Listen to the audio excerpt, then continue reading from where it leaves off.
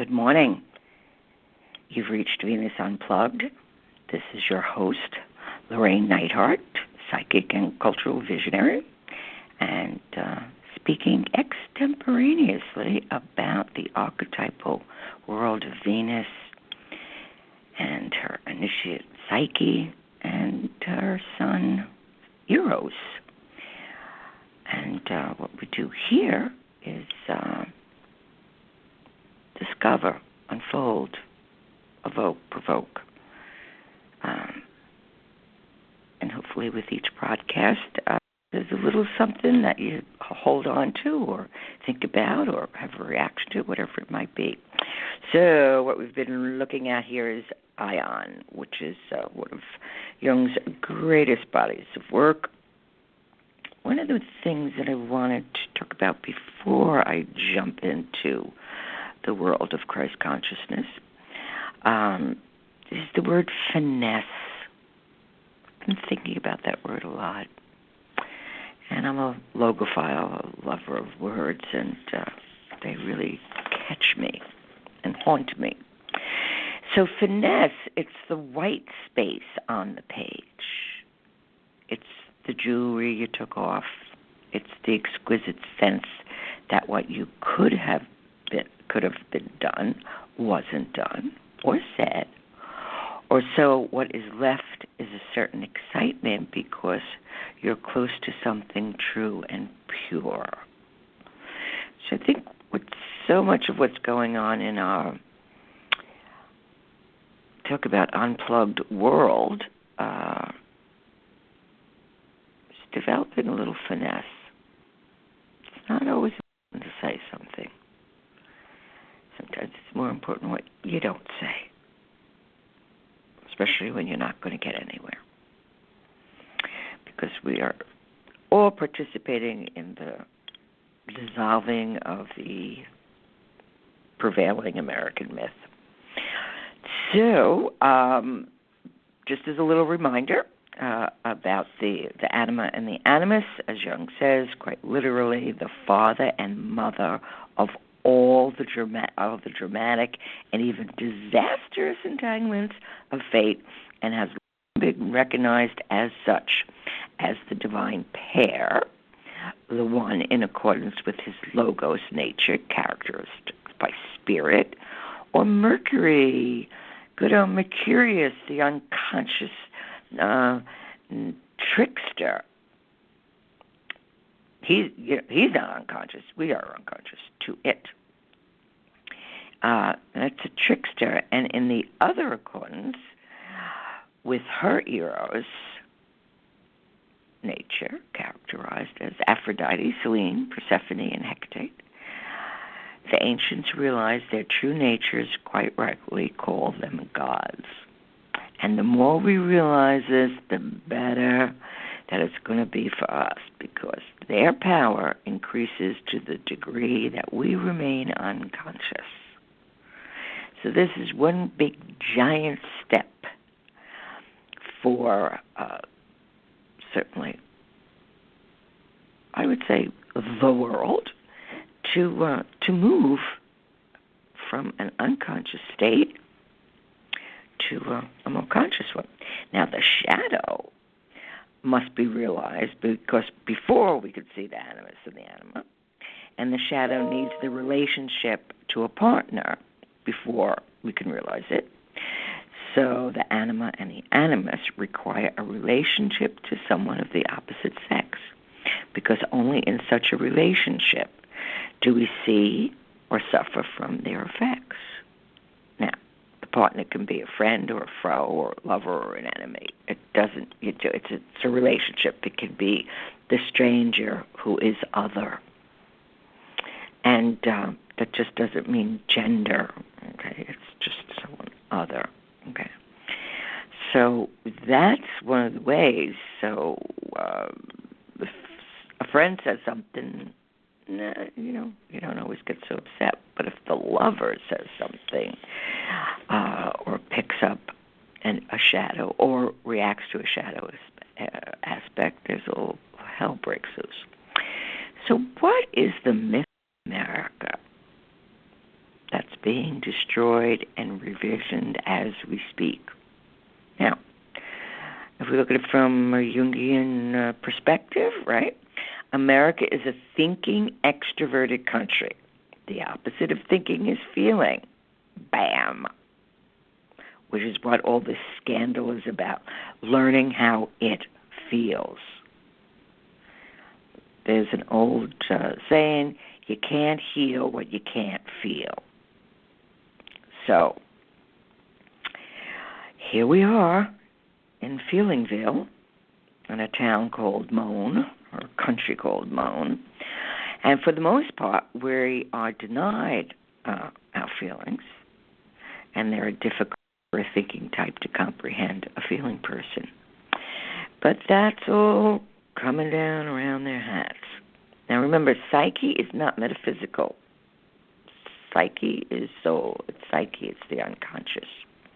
And just as a little reminder here, because I won't go over a lot of stuff about the types, because so much of Jung's work is really about the tension of the opposites, and sometimes it can, it's a living philosophy, so it moves and it changes and it shifts and it becomes its opposite, so there's no kind of linear thing going on.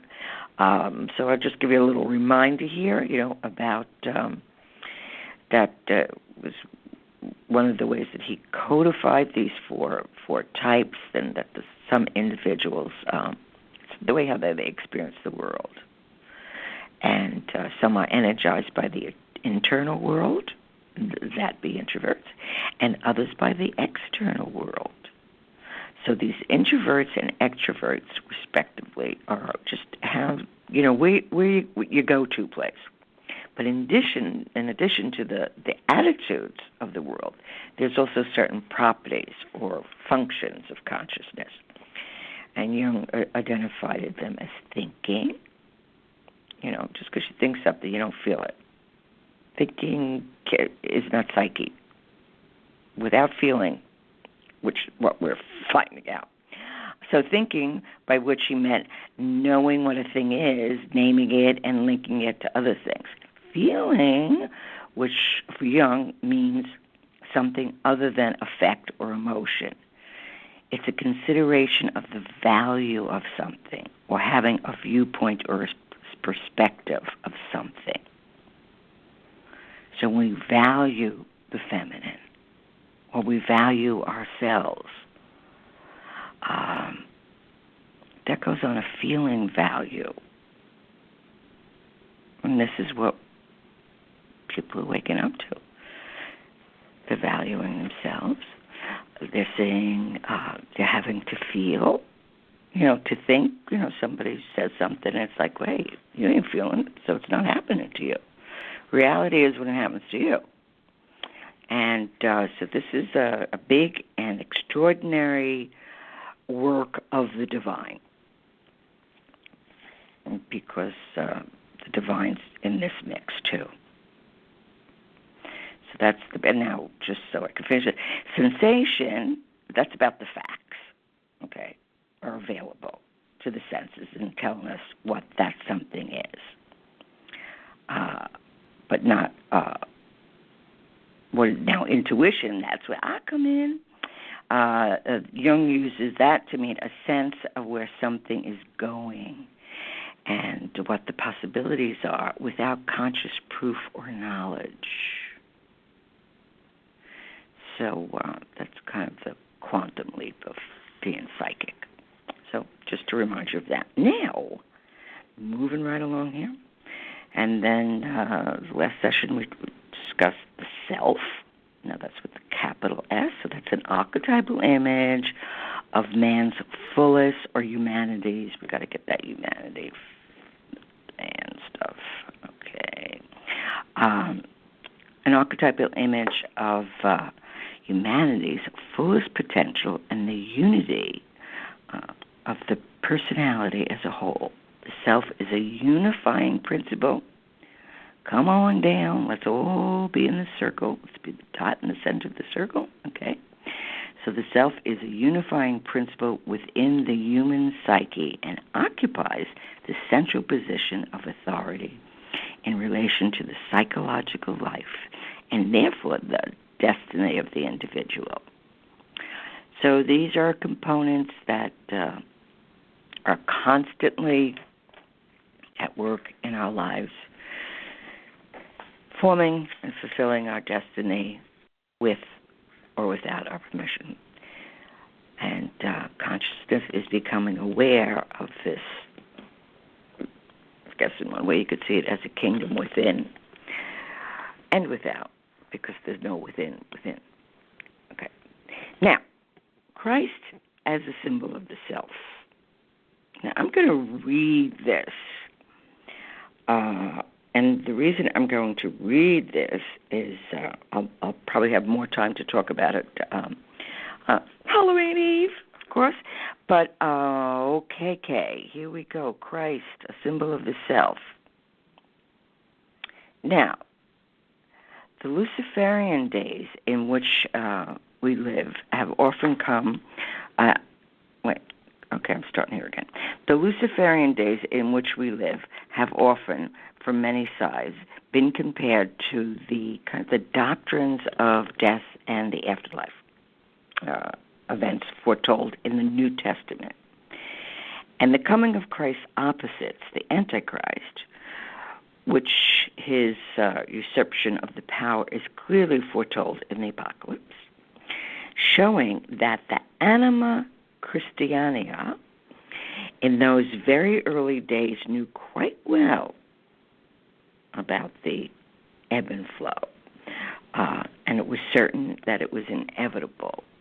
Wherever you have good, the evil moves in, moves out, this constant ebb and flow, okay? So Christ is the still living cultural myth of our age. So we're not necessarily talking about a historical figure. We're talking about a cultural myth, kind of like King Arthur, but much older. Okay. So he is the hero in our culture, is in our blood, and however we were brought up. He's the center of the mandala, and whether we know it or not, he is in us and we are in him. His kingdom of heaven is our symbol of the treasure hard to attain and the pearl of great price. That's the self with a capital S. In our age, Christ still represents the archetype of the self. He represents the divine totality, unspoiled by sin. That's because he didn't come through a male. The myth goes, a male and a female. He came through an immaculate conception. Now, what's that gig about? Okay, what that's about is, if it was coming through a male and female, if you believe the apple story of Adam and Eve, the first generation would be born of incest, since there was nobody else but Adam and Eve, and their children were the first generation. That would mean that the blood of incest is in all of us. Okay? And in the Christos mythos, they eliminated that and just had this immaculate conception, which actually came from the Egyptians of Isis and Osiris, and that whole story. So there we have that. So the myth of Christ was unspoiled by sin, and we find descriptions of Christ as exactly this in the writings of most of the old fathers of the church, whom Jung quoted at considerable length, like St. Augustine and all those dudes. And there can be no doubt that the original Christian concept of of Christ, the divinity in Christ, meant all-embracing totality that even includes the animal side of man. But nevertheless, this Christ symbol lacks wholeness in the modern psychological sense, for it does not include the dark side, but splits this off as Lucifer, Christ's opponent from the beginning. You picking up what I'm putting down? Okay, we're going to continue. So this was fully realized, but was watered down by the early church. They didn't want to kind of express that. So, talk about where were the tapes, okay? So evil was deprived of its substance by the idea that it was a mere accidental absence of good, and the stage was set for the disastrous idea that all good belongs to God and all evil to man. All right, so you got to start thinking about this. I will repeat this next week, too. So it must be emphasized that it was the church fathers who tried to kind of rig the deal, all right, and tried to guarantee a light wholeness to Christ by this doctrine of just one-sidedness.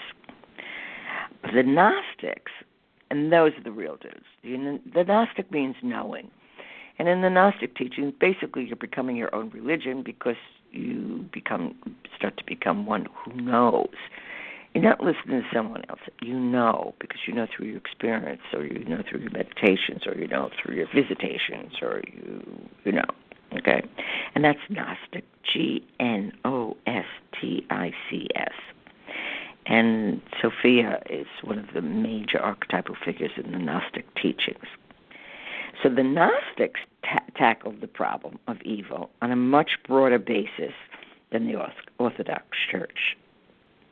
They were much nearer to the psychological truth that good and evil are two equal opposites, such as light and darkness, and heat and cold.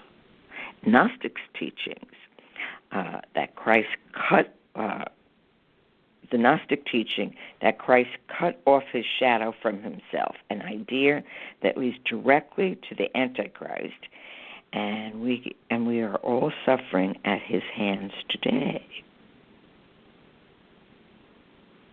So, if Christ cut off the shadow self, or it wasn't a lie, I don't know that Christ himself shut it off. But certainly the myth, that aspect, it's like leaving out a really big part of the myth. So we're kind of living out this half a myth, or the toned-down version, or the one-eyed half-person version. So that's how the Gnostics' teachings understand this, okay? And the Antichrist developed in legend as a kind of imitator, or this kind of perverse imitator of Christ, as a spirit of evil that follows Christ's footsteps, as the shadow follows the body. But it's Christ's shadow, and the shadow of evil would be Christ. So nobody gets away with the other side, all right? And this, what I'm trying to help understand or accept or work with or even consider is the dynamics of paradox. It's very important to be able to hold paradox. Both can be true. That is so much part of what's happening in our world today. The intolerance. It's either good or bad, up or down, right or wrong, and it's making a mess.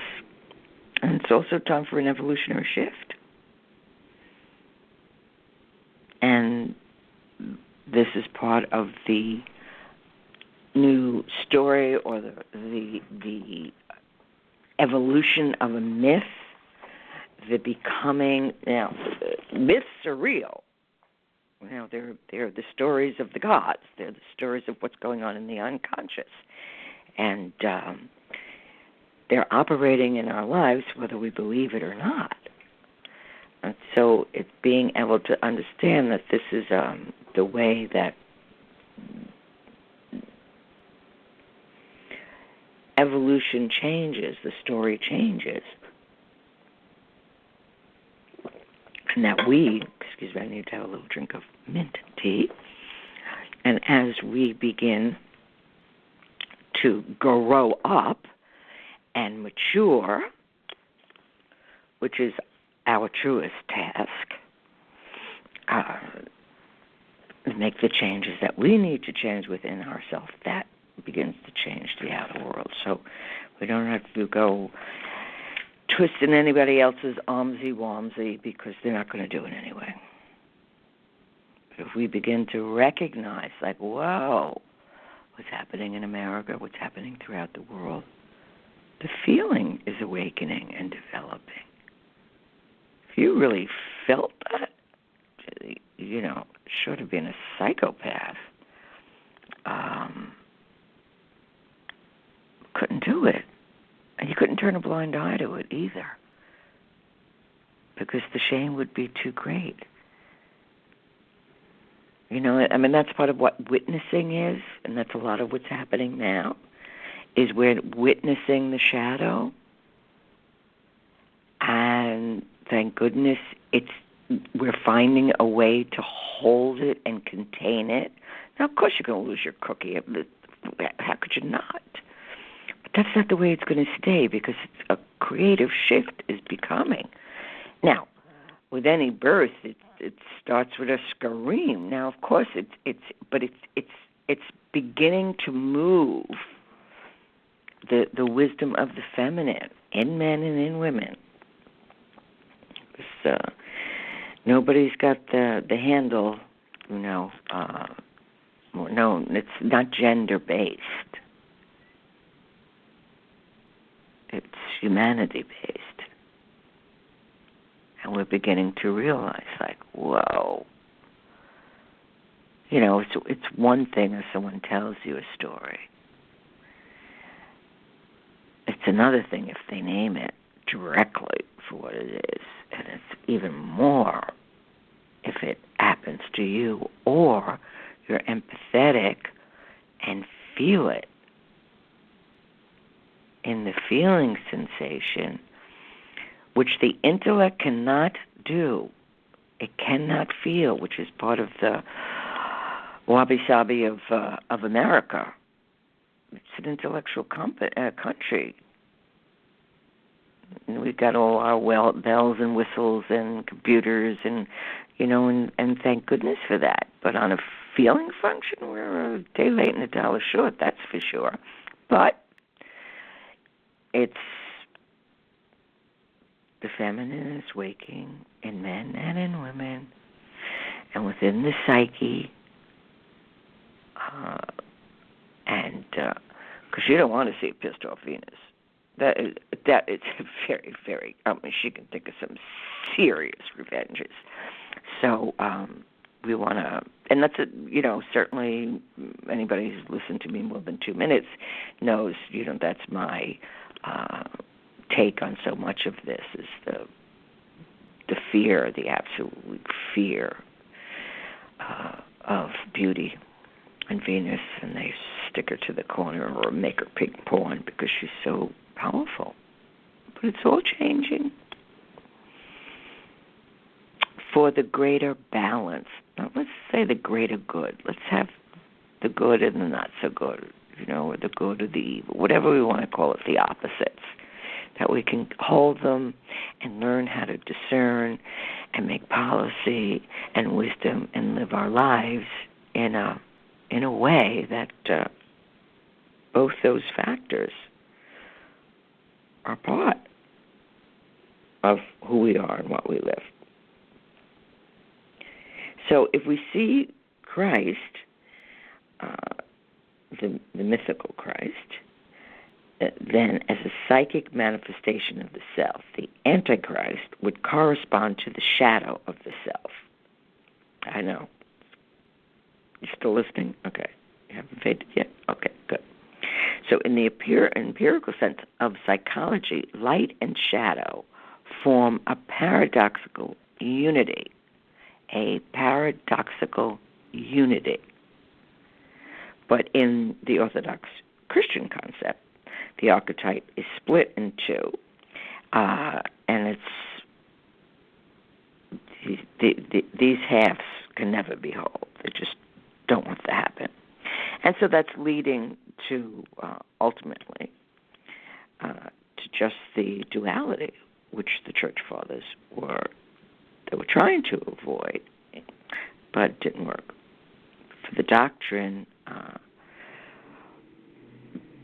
basically, they split the wholeness in the myth of the Christ figure.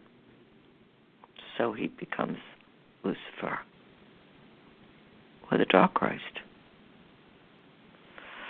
And we can have opinions about that, but until you really go into kind of the Gnostic study, it's not the red-tailed devil. It's far wiser and in some ways dangerous. So the dramatic figure of Christ is so sublime and spotless that everything invariably turns dark beside it. In fact, that which was realized fully by the writer of the Apocalypse. The coming of the Antichrist is not just a prophetic prediction.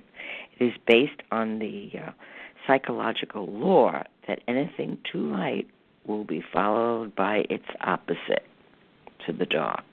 It just swings back and forth, all right? So these are, now don't get stuck on any of these. Let those energies of the paradox kind of, well, you're familiar with in a sense, the paradox is the sign of the yin and the yang. Where the black, there's a little bit of white, and where the white, there's a little bit of black, and that's how that works. So when we go into one-sidedness, which I call cyclops thinking and perception, there's one eyeball in the middle of your forehead, and you can't see anything, all right? So the psychological law, it was overlooked and forgotten. So this is part of what we're suffering now, all right? And the weakness in the Christian disposition is that everything again and ever again strives for the spiritual heights without remembering or realize that such a one-sided endeavor is always doomed to clash with man's earthbound passion to conquer matter and master the earth. Yet, it could have been remembered for Christ's clash with Satan right at the beginning of his career. And we hear of a reign of 1,000 years, and that the coming of the Antichrist. And if two royal brothers had divided the worlds between them, Christ taking the kingdom of the Spirit and the Antichrist, the kingdom of the world. Well, then we have the Aquarian Age, which is what was predicted. This age where the self and this figure of the self, which contains shadow and light, not just the good, but or just the evil.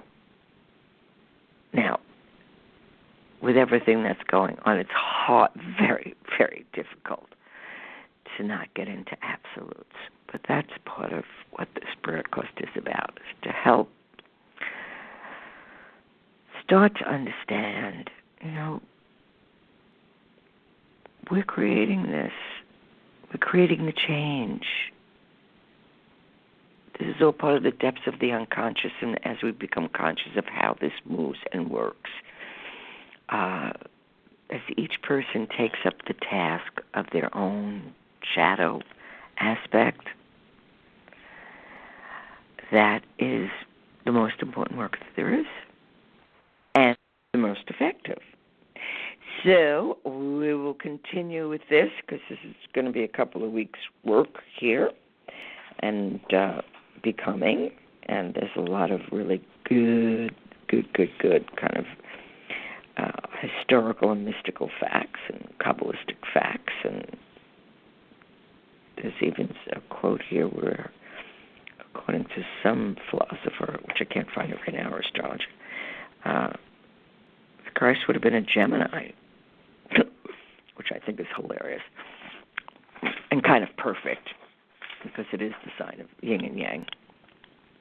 So, my loves, my darlings, go forth and make a joyful noise, because we need laughter. That's one of the greatest. Laughter goes out to eternity. The sound of laughter. Just think about that one for a while. And we will continue. So, till next week. Bye-bye.